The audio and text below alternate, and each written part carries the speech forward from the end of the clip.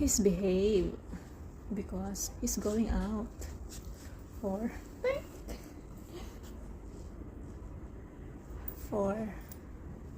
a parlor for hair cutting.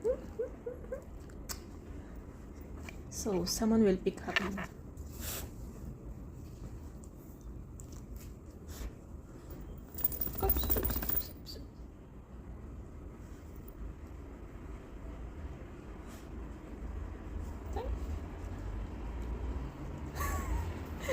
Very good.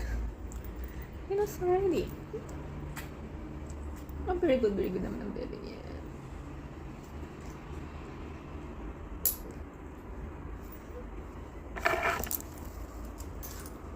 So, later, okay? Let's wait the call, okay? So, yan na nga. Ay, wala tayong pang ano, bebe. Kami ng sundo niya for Wala tayong water. Ay, parang gustong umihi. Hala. Wala pa naman kami dalang water. You want to pee? Ah! Wait, not yet. Tuwang-tuwa siya pag nakakalakad siya sa labas.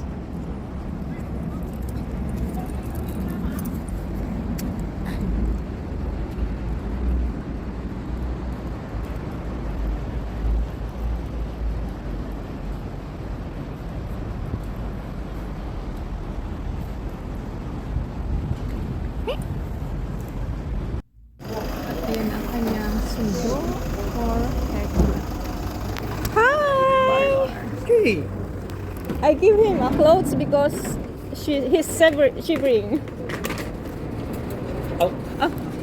Bye! Oh, go inside. Oh. Go inside, bebe. Ayan.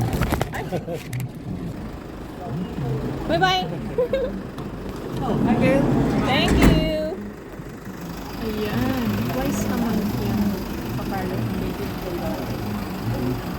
Every Saturday. Twice.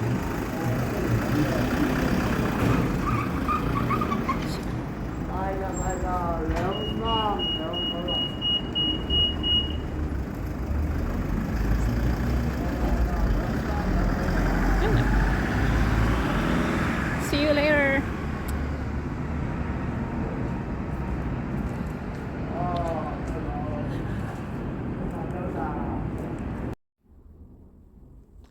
Bagong ligo.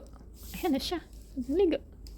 So, let's give him a prize. Pinatid din siya ng driver. Tapos, inantay ko lang sa baba namin. Usually, pag nandito yung mag-asawa nagpupunta doon sa parlor.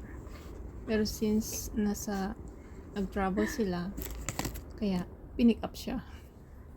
Di ba siya? Eat it. Like it?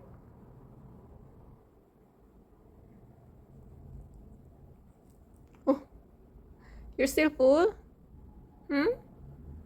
They give you some snacks there? Huh? And then I will keep it. No?